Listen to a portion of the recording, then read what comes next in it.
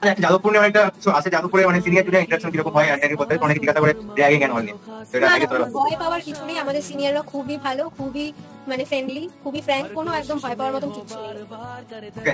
So বুঝতে পারছি, এবার লাস্ট মোমেন্টে বেস্ট পারফরমেন্স দে। এন্ড আচ্ছা, তোর কাছে অপশন ছিল যাদবপুর ইউনিভার্সিটি ইনস্ট্রুমেন্টেশন আর ক্যালকাটা সিএসআই কাছে পেয়ে যাচ্ছিলি, তো যাদবপুর কেন চুজ করলি?